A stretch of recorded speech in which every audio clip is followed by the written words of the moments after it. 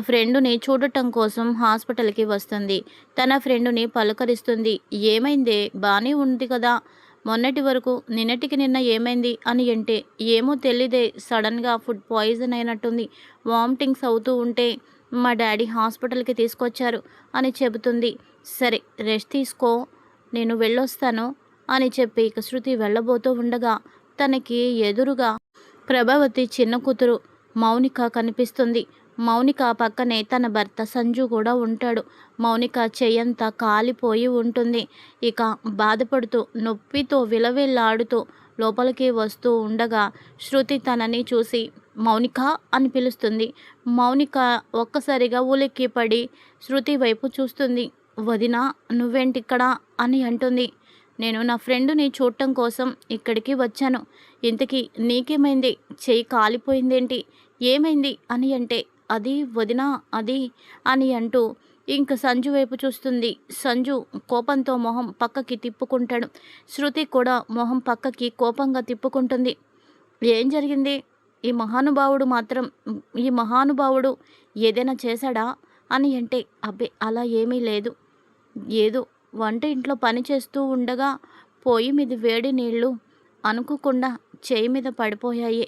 చెయ్యి కాలింది. హాస్పిటల్కి వచ్చి కట్టు కట్టించుకొని వెళ్ళాలని వచ్చాను ఇక్కడికి అని అనగానే, నువ్వు చెప్తుంటే నాకు అస్సలు నమ్మబుద్ధి కావడం లేదు. అబద్ధం చెప్తే అతికినట్టు ఉండాలి. కానీ అతికినట్టు లేదు అంటే ఇది ఖచ్చితంగా కావాలని ఇప్పటికిప్పుడు నువ్వు అల్లిన అబద్ధం. ఖచ్చితంగా అతనే ఏదో చేసుంటాడు అని మనసులో అనుకుంటుంది. ఈ విషయం మీ ఇంట్లో వాళ్ళకి ఎందుకు చెప్పలేదు? ఇలా నువ్వొక్కదానివి హాస్పిటల్‌కి వచ్చావేంటి? అని అంటే, వదిన నువ్వేమీ చెప్పొద్దు. అమ్మ, నాన్న వాళ్ళు కంగారు పడతారు. ముఖ్యంగా బాలు అన్నయ్యకి చెప్పొద్దు వదిన. ప్రామిస్ వదిన. చాలా కంగారు పడతారు. ప్లీజ్ వదిన అని బ్రతిమాలుతుంది. ఏమైంది? మౌనిక ఇలా విచిత్రంగా మాట్లాడుతుంది. ఏదో జరిగే ఉంటుంది అని చెప్పి అనుకుని పక్కకు పిలిచి, నిజం చెప్పు. నీ ఒంటి మీద వేడినీళ్ళు పోసింది ఈ మహానుభావుడే కదా? అబద్ధం చెప్తున్నావు నువ్వు అని అంటే, లేదు నిజంగానే వేడినీళ్ళు పడ్డాయి అని అంటుంది. సరే వదిన, డాక్టర్ గారు పిలుస్తున్నారు, నేను వెళ్తాను. నా మీద ఒట్టే, నువ్వు కానీ అన్నయ్యతో చెప్పావంటే ముఖ్యంగా బాలు అన్నయ్యకి తెలియకూడదు అని కన్నీరు పెట్టుకొని వెళ్ళిపోతుంది. శృతికి అనుమానంగా ఉంటుంది. ఇంకా ఇంటికి వచ్చాక ప్రభావతి, అమ్మా శృతి, ఈ టైంకి అసలు నువ్వు ఇంటికి రావు కదా, ఆఫీస్కి వెళ్తావు, ఇంటికొచ్చావేంటమ్మా? ఒంట్లో ఏమైనా బాలేదా అని అంటుంది. నాకు బానే ఉందా ఆంటీ, మీతో ఒక విషయం చెప్పాలి అని అంటుంది. ఏంటమ్మా అది? నాతో చెప్పాల్సిన విషయం అంటున్నావు ఏంటి అని అంటే, అది మా ఫ్రెండ్కి ఒంట్లో బాగుండకపోతే హాస్పిటల్కి వెళ్ళాను తనని చూడటానికి. కానీ అక్కడికి మీ అమ్మాయి మౌనిక అక్కడికి వచ్చింది అని అంటే, నా కూతురు మౌనిక వచ్చిందా? నీకు ఎలా అయితే హాస్పిటల్లో ఫ్రెండ్ ఉందో నా కూతురికి కూడా అలాగే ఓ ఫ్రెండ్ ఉండుంటుందమ్మా. అందుకని తనని చూడటానికి వచ్చిందేమో అని అంటే, లేదంటే తన చెయ్యి మొత్తం కాలిపోయింది, అందుకని హాస్పిటల్కి వచ్చింది అని అనగానే ప్రభావతి షాక్ అయిపోతుంది. ఇక అది విన్న తర్వాత మీనా కూడా షాక్ అయిపోయి పరిగెత్తుకుంటూ శృతి దగ్గరికి వస్తుంది. ఏంటి శృతి, ఏం చెప్తున్నావు నువ్వు? మౌనిక చెయ్యి కాలిపోవడం ఏంటి? ఇంత జరుగుతుంటే ఒక్క విషయం మనకి చెప్పలేదేంటి? తను చెప్పలేకపోయినా చెయ్యి నొప్పిగా ఉంటుంది కాబట్టే ఫోన్ చేయలేకపోయినా తన భర్త అయినా ఫోన్ చేసి మనకి చెప్పాలి కదా అని అంటుంది. ప్రభావతి షాక్ అయిపోయి, చెయ్యి కాలిపోయిందా? నా కూతురికి ఇప్పుడు ఎలా ఉంది? ప్రాణానికి ఏమీ ప్రమాదం లేదా? అంతా బాగానే ఉందా అని చెప్పి అడుగుతుంది. ప్రమాదం అంటే చెయ్యి కాలిపోయింది. అడిగే నేను ఏం జరిగింది అని అంటే తను ఏదో నీళ్లు నములుతుంది. చెప్పనట్టు చెబుతుంది. చెప్పినట్టు కాదు, తన చేతి మీద వేడినీళ్ళు పడిపోయాయని చెప్తుంది. ఎందుకో నాకు అది అబద్ధం అనిపిస్తుంది ఆంటీ. సంజుని ఏదో చేసుంటాడు. సంజుని అస్సలు మీరు నమ్మద్దు. వాడు గుంట నక్క. వాడు మహా శాడిస్టు. వాడే మౌనికని టార్చర్ చేస్తున్నాడని నాకు అనిపిస్తుంది. మౌనిక ఈ విషయము ఇంట్లో చెప్పకుండా దాస్తుంది అని శృతి అనడంతో ప్రభావతి, ఏంటి ఏంటమ్మా నువ్వనేది? నా కూతుర్ని అల్లుడు ప్రేమించి ఇష్టపడి పెళ్లి చేసుకున్నాడు. తను కోటీశ్వరుడు అయినా కూడా నా కూతురు సాంప్రదాయబద్ధంగా ఉంటుందని, తన మంచితనం నచ్చి, తన సంస్కారం నచ్చి ఇష్టపడి పెళ్లి చేసుకున్నాడు. అలాంటి వాడు ఇలా ఎందుకు హింసలు పెడతాడు? ఇదంతా ఏం కాదు అని అంటే, అయ్యో ఆంటీ, మీరిలా మాట్లాడితే నేనేం చెప్పలేను. నాకైతే డౌట్ వచ్చింది. తను కూడా సంజు ఏదో చేశాడని నాతో చెప్పలేదు, కానీ ఎందుకో తన వాలకం చూస్తే సంజుని ఏదో చేశాడని నాకు అనిపిస్తుంది.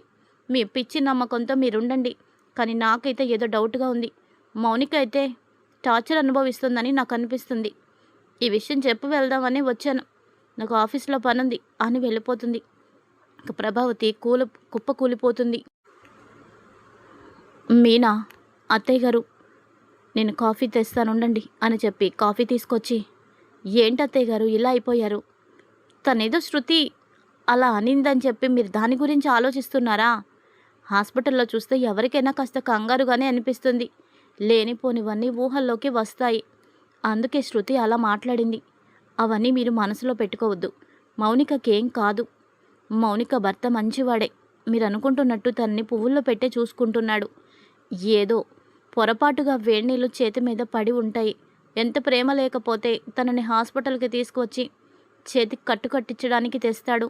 ఒకవేళ వేడినీళ్ళు చేతి మీద పోసేవాడే అయితే హాస్పిటల్కి తేడు కదా.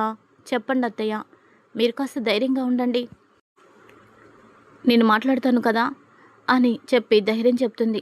ఇంకా తర్వాత మీనా మాటలు నమ్ముతుంది ప్రభావతి. మౌనికకి ఏదో వంటగదిలో ఏదో చిన్న చిన్న పనులు చేసేటప్పుడు ఏవో చిన్న చిన్న ప్రమాదాలు జరుగుతాయి కదా, అలాగే ఏదో వేడినీళ్ళు చేతి మీద పడుంటాయి.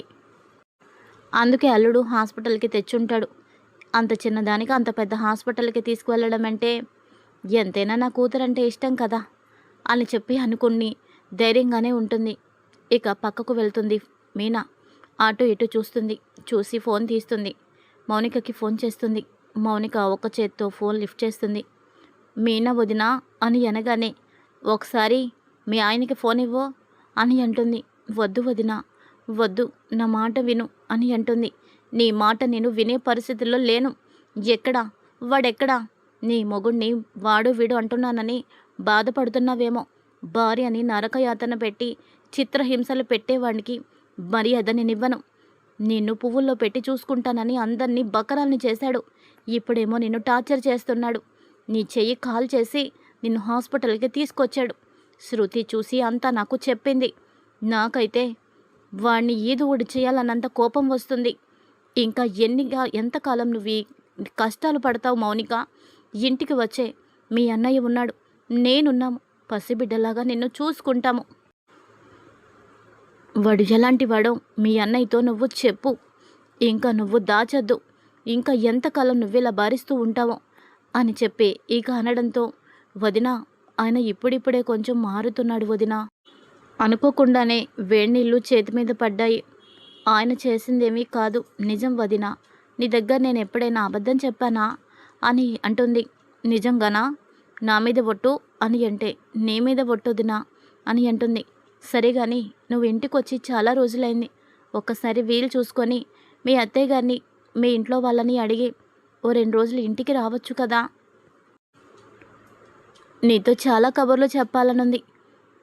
ఒక్కసారి మీ ఇంటికి వచ్చి నన్ను అడగమంటావా అని అంటే, లేదులే వదినా, నేనే అడుగుతాను. ఓ 2 రోజులు పుట్టింటికి వస్తాను వదినా. నా గురించి నువ్వేం దిగులు పెట్టుకోవద్దు అని అంటుంది. ఇక ప్రభావతి పడుకుంటుంది. పడుకోగానే మౌనిక మీద చాలా పెద్ద పీడకల తనకి వస్తుంది. ఇంకా మౌనికకి ఏదైనా జరిగిపోయినట్టు, అది జరిగింది అని తెలిసాక సత్యానికి గుండెపోటు వచ్చినట్టు. ఇక ఇద్దరు హాస్పిటల్లో, ఓ పక్కన భర్త, మరో పక్కన బిడ్డ. ఈ ఇద్దరి పరిస్థితి విని చూసి తల్లడిల్లిపోతూ ఉంటుంది ప్రభావతి. గుండెలు పగిలేలాగా ఏడుస్తూ ఉంటుంది. ఏం చేయాలో అర్థం కాని దిక్కుతోచని పరిస్థితుల్లో బాధపడుతూ ఉంటే, పట్టించుకోవాల్సిన కోడలు, పెద్ద కోడలు రోహిణి, అసలు ఇక్కడ ఈ టైంలో మేమెందుకు ఇక్కడ ఉండాలి? వెళ్ళిపోతాము. ఇదంతా నేను భరించలేను. నాకు చాలా కష్టంగా ఉంది అని చెప్పి రోహిణి అనుకుని మనసులోనే, మనోజ్, మనం వెళ్దాం పదా. నాకు ఒక మంచి అవకాశం వచ్చింది. ఫారెన్లో బ్యూటీషియన్గా వర్క్ చేసే అవకాశం నాకు వచ్చింది. మనం అక్కడికి వెళ్ళాలి. అక్కడికి వెళ్ళటానికి ఏర్పాట్లు చేసుకోవాలి. ఇప్పుడు మనం ఆగిపోతే మన కెరియర్ పాడైపోతుంది. ఎంత లేదన్నా నెలకి 10 లక్షలు ఇన్కమ్ వస్తుంది మనోజ్. నీకు కూడా నీ చదువుని బట్టి, నీ సర్టిఫికేట్స్‌ని బట్టి మంచి జాబ్ నీకు కూడా వస్తుంది. మనం ఇక్కడ ఉండొద్దు. మనం ఫారెన్‌లో సెట్ అయిపోదాము. ప్లీజ్ అక్కడ సెటిల్ అయిపోదాము. ఇప్పుడేమో అత్తయ్య గారిని ఏమీ అడగలేని పరిస్థితి. ఓ పక్కన మావయ్య గారికి సీరియస్‌గా ఉంది. మౌనికకి సీరియస్‌గా ఉంది. అలా అని చెప్పి మనం ఆగిపోతే మన కెరియరే పోతుంది అని అంటే, అవును, అవును రోహిణి, ఆ పని చేద్దాం, మనం వెళ్ళిపోదాం అని అంటాడు. అనుకోకుండా అదే సమయంలో శృతి రవిని తీసుకొని ఓ 1 వీక్ టూర్ అని చెప్పి హనీమూన్‌కి వెళ్తారు. ఆ టైంలో ఎవ్వరు ఉండరు. మీనా, బాలు ఇద్దరు మాత్రమే ఉంటారు. ఆ టైంలో ప్రభావతికి ధైర్యం చెబుతూ, నీకు మేమున్నాము, నాన్నగారికి ఏమీ కాదు, చెల్లెలకి ఏమీ కాదు, వాళ్ళిద్దరిని బ్రతికించుకుంటాను, తల తాకట్టు పెట్టైనా, ఇల్లు అమ్మేసైనా, అప్పు చేసైనా వాళ్ళిద్దరి ప్రాణాలని కాపాడుకుంటాను, నువ్వు బాధపడకు అని చెప్పి ఇక ప్రభావతికి భరోసా ఇస్తాడు బాలు. ఇక మీనా కూడా, అత్తయ్య గారు వాళ్ళిద్దరికీ ఏమీ కాదు, వాళ్ళిద్దరూ క్షేమంగా ఉంటారు, ముందు మీరు ధైర్యంగా ఉండండి, మీకేదైనా జరగరానిది జరిగితే అప్పుడేం చేస్తారు అని మీనా కూడా ప్రభావతితో చెప్పడంతో, ఎవరు వాళ్ళకి ప్రభావతికి ధైర్యం చెప్పకపోయినా ఒక కొడుకుగా మనోజ్, ఇంకా కోడలిగా రోహిణి ఇద్దరు పట్టించుకోకపోయినా బాలు, మీనా కష్టకాలంలో పట్టించుకొని ఆదుకొని అంతలా చేయడంతో ప్రభావతికి ఆ టైంలో మనసు మారిపోతుంది. ఇంకా ఇదంతా కలగంటుంది ప్రభావతి. ఇక ఉదయాన్నే లేచి, ఏంటి నాకు ఇలాంటి కల వచ్చింది, కల లేదంటే ముందు ముందు జరగబోయేదా ఇది, నాకు అసలైన ఆత్మీయులు ఎవరు అన్నది ఆ భగవంతుడు ఈ కల రూపంలో చూపించాడా, మీనా బాలుని నేను అసహ్యించుకుంటాను, కానీ వాళ్ళే నా ఆత్మీయుల, నా క్షేమం కోరేవాళ్ళు, నా కష్టం తీర్చేవాళ్ళు, కానీ ఇంకా మనోజ్, రోహిణి వాళ్ళిద్దరూ అవకాశం చూసుకొని వెళ్ళిపోతారా, ఇలాంటి కల నాకెంతవరకు ఎప్పుడూ రాలేదు, ఇప్పుడు వచ్చింది అంటే ఏదో ఉంది, జరగబోయేది దేవుడు ముందుగా నాకు చూపించాడా అని చెప్పి అనుకుంటూ ఉంటుంది. ఈ వీడియో మీకు నచ్చితే ఇప్పుడే లైక్ చేయండి, అలాగే షేర్ చేయండి, సబ్స్క్రైబ్ మాత్రం తప్పకుండా చేసుకోండి. ఇలాంటి మంచి మంచి వీడియోస్ మీ మొబైల్ ఫోన్కి నోటిఫికేషన్